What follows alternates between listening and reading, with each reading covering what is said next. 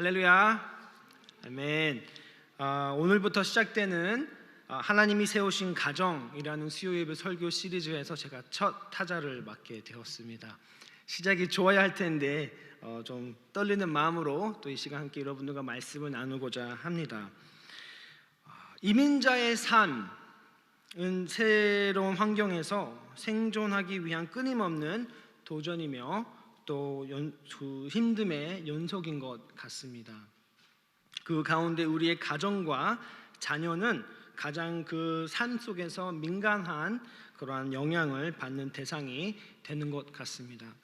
아직까지 우리 충현선교교회의 많은 성도님들께서 제가 결혼하지 않고 아이가 없는 걸로 알고 계시더라고요. 그래서 저도 아이가 셋이고요. 결혼한 지 13년 차 되는 청년이 아니라 이제는 아빠입니다. 그래서 아빠의 마음으로 참 기도하면서 우리 성도님들과 어떤 말씀을 나눠야 할까 기도하고 또 말씀을 조금씩 연구하다가 오늘 본문 말씀 시편 127편의 말씀을 여러분들과 함께 나누고자 합니다. 말씀을 함께 봉독하시기 전에 이 말씀의 배경을 잠시나마 말씀해 드리고 시작을 하도록 하겠는데요. 이 성경책을 127편을 펴시고 옆에 가로를 보시면 솔로몬의 시 곧 성전에 올라가는 노래라는 글이 있습니다. 여기서 저희는 두 가지를 알 수 있는데 이것은 솔로몬 왕이 지은 시편서이다라는 것과 그리고 이제 성전에 올라갈 때 노래했던 곡이다라는 건데요. 이 성전에 올라가는 노래란 시편 120편부터 134편까지 시편들을 말하는 것인데 이 시편들은 이스라엘 백성들이 예루살렘 성전에 예배드리러 올라갈 때 불렀던 찬양들입니다. 예루살렘은 이 지리적으로 높은 산에 있었기 때문에 이 성전에 올라가는 노래라고 칭하는 것인데요. 이것이 우리 현대인의 삶에서 우리가 하나님께 예배로 나아가는 우리의 삶의 여정을 상징하는 찬양이기도 하고 믿음의 고백이기도 합니다. 이 시편들은 하나님을 향한 갈망과 또 공동체를 위한 그러한 기도, 삶의 불안 속에서 하나님을 의지하는 믿음의 고백으로 이제 만들어진 시들인데요. 오늘 시편 127편은 특히 가정과 자녀 그리고 가정의 평안이라는 주제를 담고 있는 말씀입니다. 이 가장 유복하던 지혜로웠던 왕 솔로몬이 그 복의 근원이 과연 누구이며 그리고 그 가정의 성공과 실패의 관건이 과연 무엇인지 일깨워주는 지혜의 시입니다. 오늘 말씀을 통해서 하나님이 주신 안식과 평안 그리고 하나님이 맡기신 자녀라는 그 관점을 회복하는 것이 오늘 본문 말씀의 주요 포인트가 되겠습니다. 이 두 가지를 염두하시고 저희들에게 주신 말씀을 함께 받도록 하겠습니다. 시편 127편의 말씀 1절부터 5절 말씀 함께 한 목소리로 읽어내리겠습니다. 여호와께서 집을 세우지 아니하시면 세우는 자의 수고가 헛되며 여호와께서 성을 지키지 아니하시면 파수꾼의 깨어 있음이 헛되도다. 너희가 일찍이 일어나고 늦게 누우며 수고의 떡을 먹음이 헛되도다. 그러므로 여호와께서 그의 사랑하시는 자에게는 잠을 주시는도다. 보라, 자식들은 여호와의 기업이요 태의 열매는 그의 상급이로다. 젊은 자의 지식은 장사의 수중의 화살 같으니 이것이 그의 화살통에 가득한 자는 복되도다. 그들이 성문에서 그들의 원수와 담판할 때에 수치를 당하지 아니하리로다. 아멘. 여호와께서 세우지 아니하시면 이라는 제목으로 오늘 말씀을 여러분들과 함께 나누도록 하겠습니다. 아까도 시작에 앞서서 말씀드렸지만 우리가 미국에 살면서 가장 민감하게 반응하고 또 고민하고 가장 기도하는 제목이 바로 우리 가정과 우리의 자녀들이 될 거라고 생각이 됩니다. 오늘날 우리는 치열한 현실 속에서 가정을 세우고 자녀를 키우고 날마다 살아갑니다. 새 아이를 LA에서 키운다는 것은 정말 힘듭니다. 정말 너무너무 힘들지만 이 시편 120편의 이 말씀은 우리에게 이렇게 말을 합니다. 여호와께서 집을 세우지 아니하시면 세우는 자의 수고가 헛되며 라고 하는데 이는 곧 현대인의 모든 불안, 과로, 자녀 양육에 대한 스트레스, 부부간의 관계, 우리 삶의 모든 문제들이 결국 하나님의 주권 안에서 해답을 찾아야 한다는 그 지혜의 말씀입니다.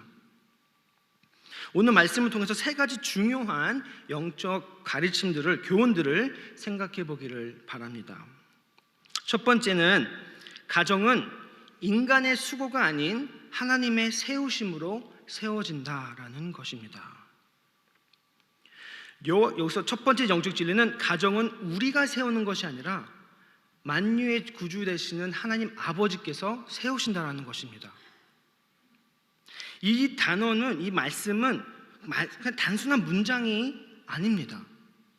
이는 솔로몬이 자신의 가정의 경험을 통해서 깨달은 삶의 진리입니다. 인간이 아무리 열심히 노력해도 하나님께서 진정으로 도우지 아니하신다면은 모든 것은 무너질 수밖에 없다라는 그 지혜에 기반되는 말씀입니다. 여기서 말하는 집은 단순히 물리적인 건축물을 의미하는 것이 아니라 가정의 삶의 기반 전체를 뜻하는 것입니다. 우리의 결혼 생활, 부부간의 관계, 자녀와의 관계, 또 자녀의 교육, 그리고 재정과 삶의 안정, 모든 것들을, 삶의 모든 영역은 하나님께서 주인이실 때에만 견고하게 세워줄 수 있다라는 말씀입니다. 이러한 집을 세우는 일이 우리 사람의 손으로만 가능하다라고 생각하는 그 교만한 마음을 솔로몬은 이 시편 말씀을 통해서 저에게 지적해주고 있는 것입니다. 이민자로 살아가는 우리는 대부분 스스로 살아남아야 된다라는 그런 의식 속에서 살아갑니다. 언어의 장벽과 또 경제적인 어려움, 또 문화적인 차이, 또 그러한 상황 속에서 사회적인 그런 고립되는 상황 속에서 우리가 가정을 세운다라는 것은 그 자체만으로도 엄청난 스트레스가 될 수 있습니다. 그래서 우리는 자연스럽게 혹은 무의식적으로 내 힘으로 내가 더 노력해서 가정을 지켜야 한다라는 그런 생각을 갖고 있습니다. 오늘날 우리도 가정을 안정시키기 위해서 경제적인 기반을 마련을 하고 자녀 교육에 우리가 몰두를 하면서 건강을 또 챙기고 부부간의 갈등을 해결하기 위해서 노력을 합니다. 그러한 이 모든 수고가 하나님의 인도하심과 은혜에 의지하지 않을 때 결국 우리는 지치고 불안해지고 흔들릴 수밖에 없다라는 것입니다. 정말 다시 생각해 보면은 가정을 유지하는 힘은 물론 부모로서 그리고 부부로서 서로 간의 노력과 인내와 사랑의 표현이 적극적으로 있어야겠지만 우리의 노력 앞서서 하나님의 손에 달려있다는 이 영적 진리는 저희에게 어마어마한 소망과 위로가 됩니다. 그 이유는 우리의 노력과 의지는 너무나도 미약하기 때문이죠. 한국 사자성어 중 작심삼일이라는 말이 있지요. 저는 매년마다 새해마다 살 빼야지 매년마다 하는 것 같습니다.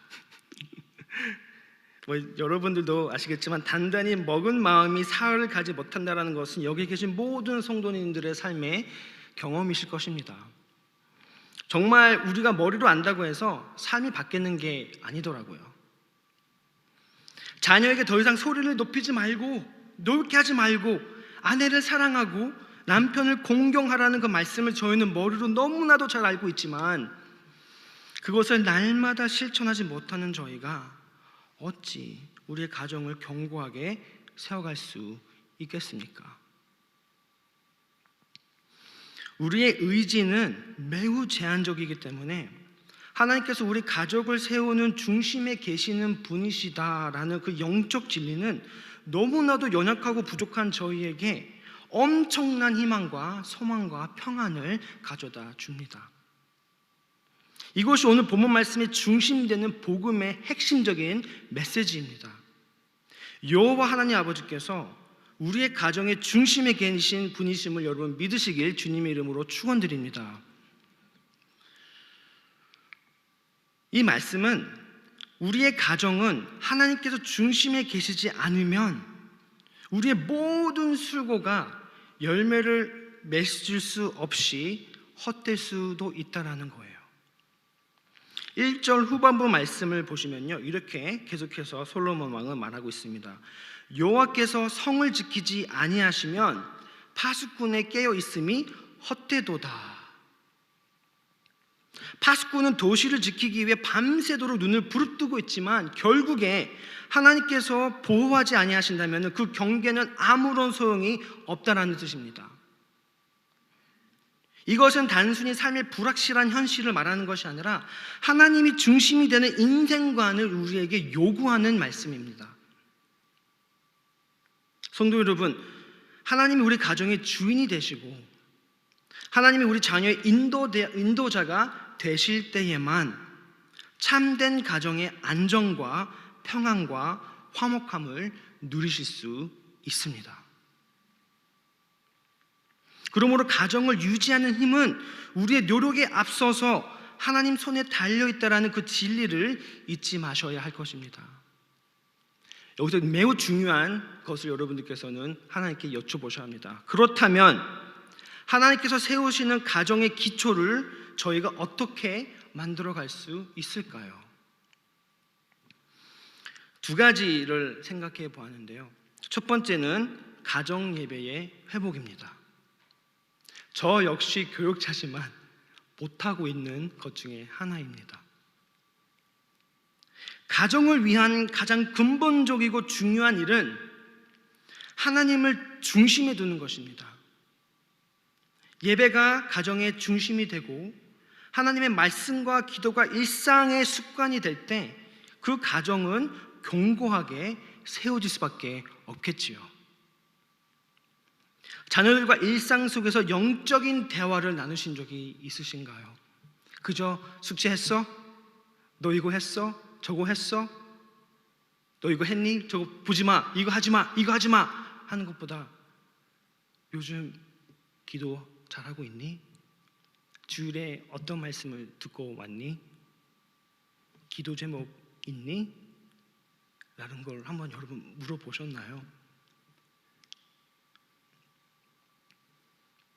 자녀들과 일상 속에서 영적인 대화와 기도 제목은 아니면 하나님의 말씀이 함께 귀를 기울이고 서로를 위해 중보하는 시간을 가지시길 바랍니다. 매일 가족 간의 영적인 대화의 시간을 갖는 것은 매우 이상적이지만 처음부터 그렇게 하시기에는 많은 어려움들이 있을 텐데, 그러므로 주중에 한 번이라도, 저녁 식사 중에 한 번이라도 온 가족이 모여서 영적인 대화를 한번 나눠보십시오. 그 가운데 성령님께서 역사하실 줄로 믿으시길 바랍니다.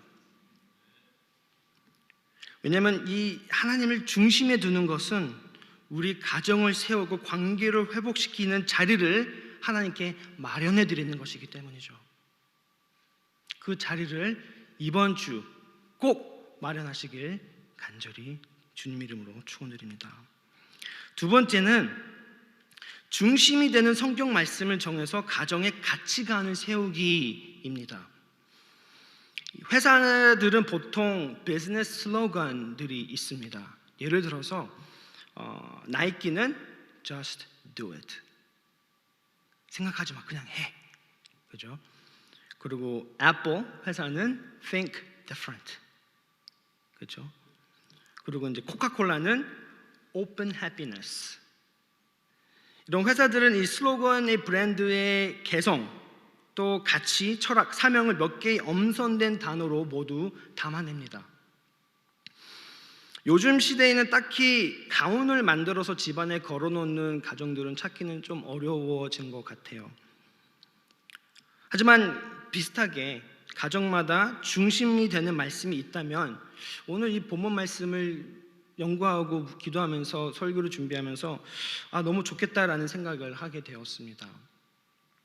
가족을 위해 어떤 구조로 얼마나 자주 바꿀지는 여러분들께 달려있겠지만 가장 중요한 것은 하나님의 말씀 매일 가족의 슬로건이 되는 것이지요.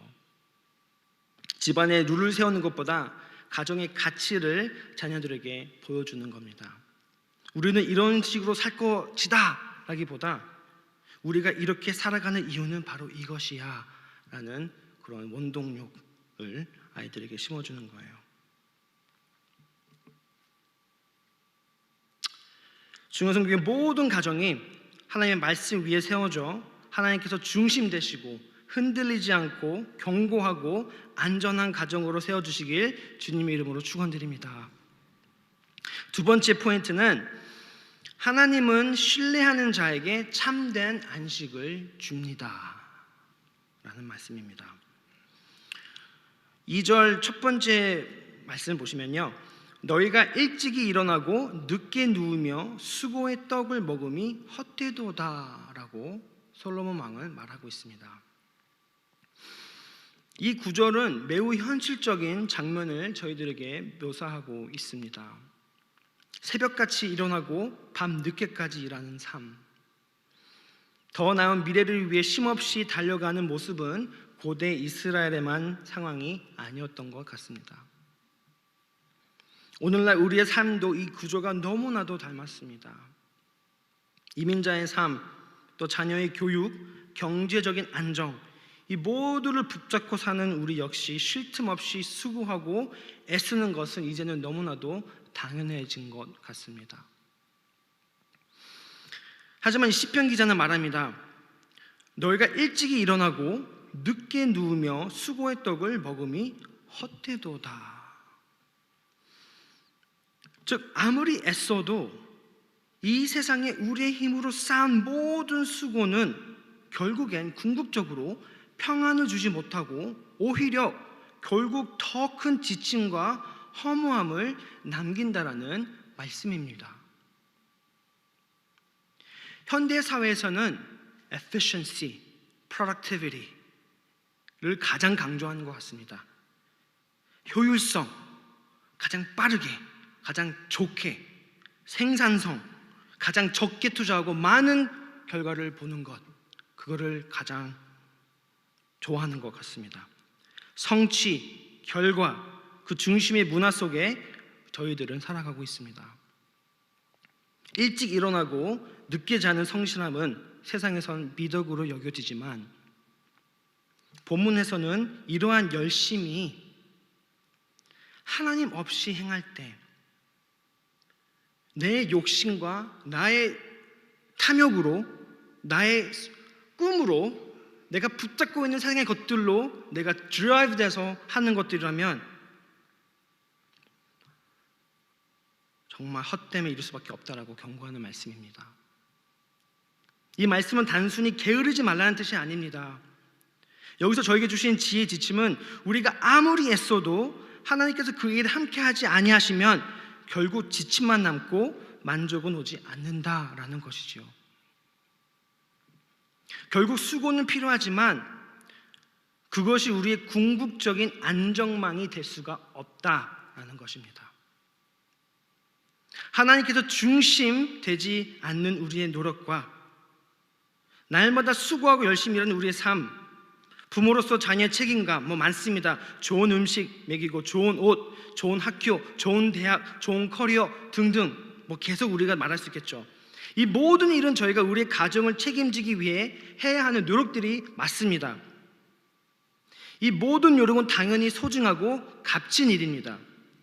하지만 오늘 말씀을 통해서 하나님께서 저에게 이렇게 물으시는 것 같습니다. 그 모든 수고의 중심에 나의 나라는 어디에 있니? 너의 나라는 보이는데 나의 나라는 어디에 있니? 너의 만족과 너의 욕심은 보이는데 나의 필요와 나의 욕심은 어디에 있니? 만약 하나님이 계시지 않는다면 우리의 모든 수고는 헛된 안정망이다라는 것입니다. 하나님께서 중심되지 않는 우리의 노력과 수고는 오히려 우리에게 근심이 되고 불안이 되고 결국 우리의 영혼을 지치게 하는 무거운 짐이 될 수밖에 없습니다.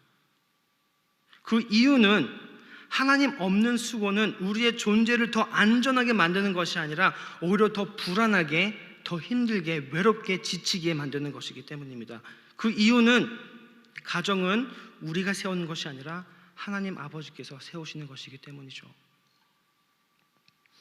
그렇다면 하나님께서는 우리에게 무엇을 바라시는가? 하나님께서 우리에게 열심보다 먼저 신뢰를 바라시는 것 같습니다.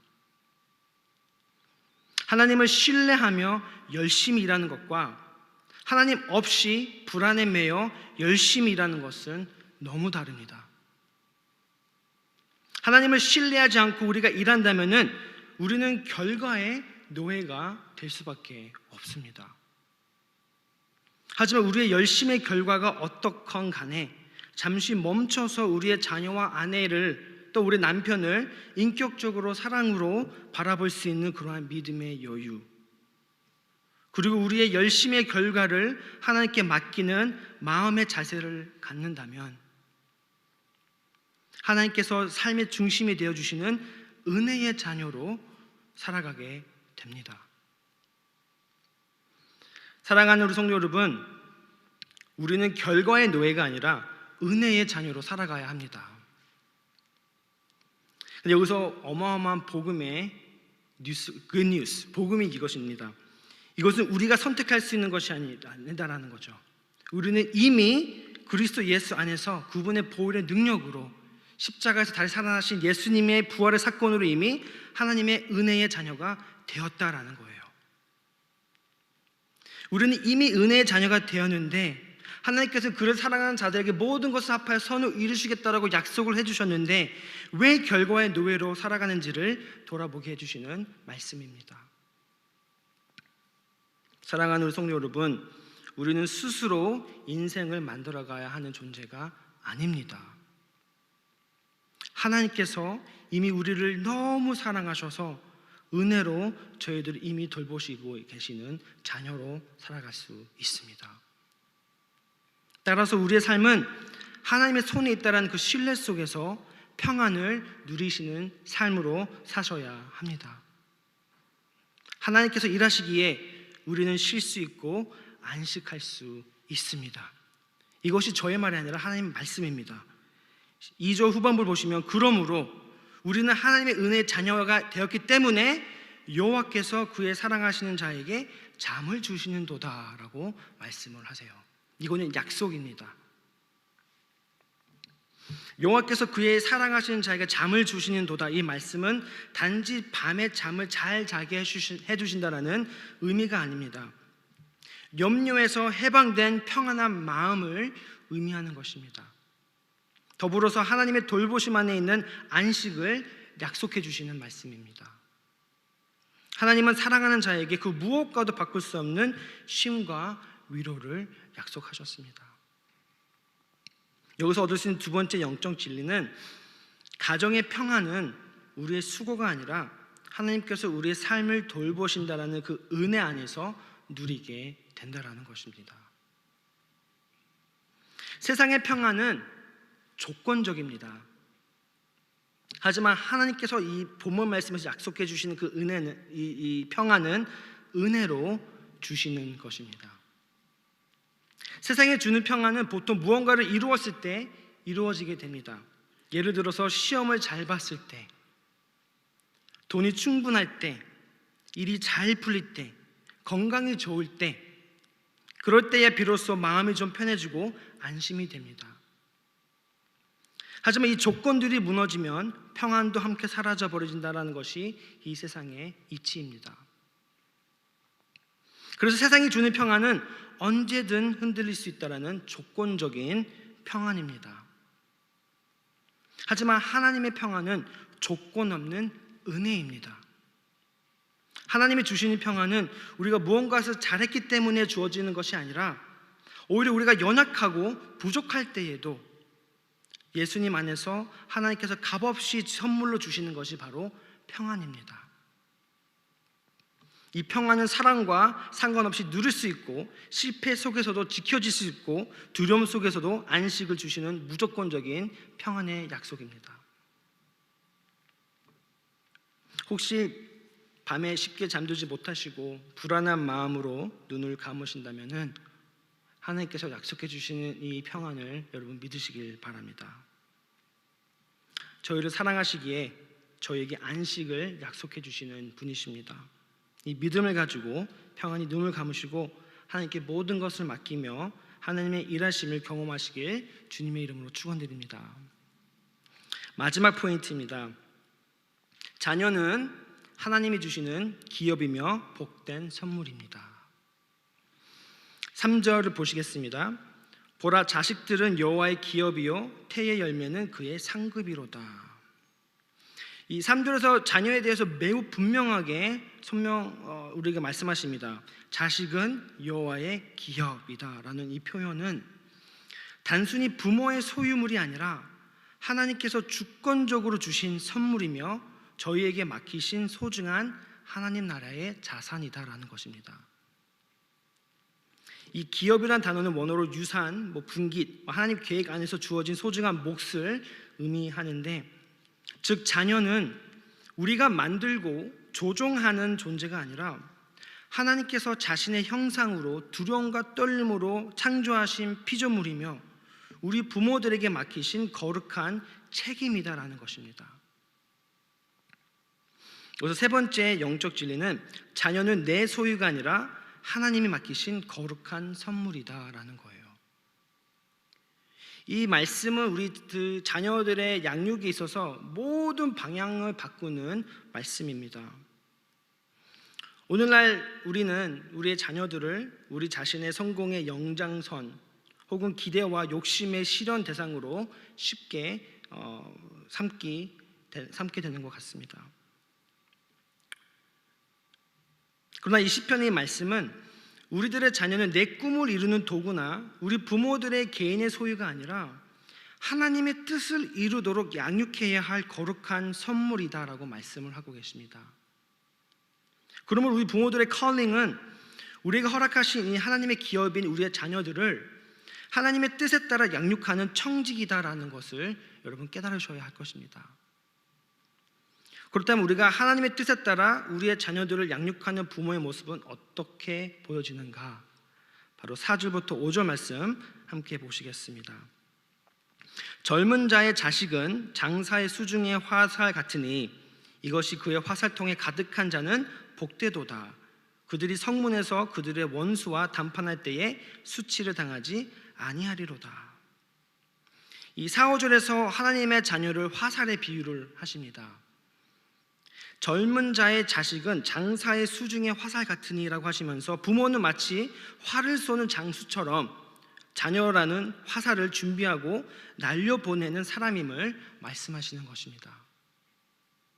이 비유는 자녀가 단순히 집안의 기쁨이거나 우리의 자랑거리가 아니라 하나님의 목적을 위해 세상 속으로 보내지어지는 존재임을 뚜렷하게 보여주시는 말씀입니다. 화살은 목적 없이 존재하지 않습니다. 분명한 방향이 있고 그 방향을 향해 날아가야 합니다. 하지만 화살은 스스로 날 수가 없지요. 반드시 활과 활을 쏘는 자가 있어야만 화살은 하늘을 향해 날아갈 수 있습니다. 자녀는 스스로 세워주는 것이 아니라 부모의 말씀 훈련과 기도와 믿음의 본을 통해 힘을 얻고 방향성을 잡고 세상을 향해 나가는 것입니다. 우리 모든 부모님들께서 깨달으셔야 하는 것은 우리의 자녀들은 태초부터 하나님께서 부르신 인생의 방향이 있다라는 것입니다. 우리는 부모로서 우리 자녀들의 삶의 방향을 하나님 뜻대로 분별해주고 하나님의 인도하심에 믿음으로 순종하며 나아갈 수 있도록 준비시키는 그러한 사명을 받았다라는 거예요. 화살이 곱고 균형이 잡혀 있어야 정확히 나아갈 수 있듯 우리의 자녀도 삶의 중심이 바로 잡힐 수 있도록 우리 늘 항상 기도와 복음과 말씀 위에 우리 자녀들을 세워야 할 것입니다. 그래야 인생이라는 바람과 압력 속에서도 흔들리지 않고 하나님이 주신 방향으로 담대히 나아갈 수 있게 될 것입니다. 그러므로 부모가 된 저희가 먼저 하나님 앞에서 바로 서 있고 말씀 가운데 살아가야 우리의 자녀도 그 올바른 방향을 따라가게 된다는 그 영적인 순리를 깨닫게 되시길 바랍니다.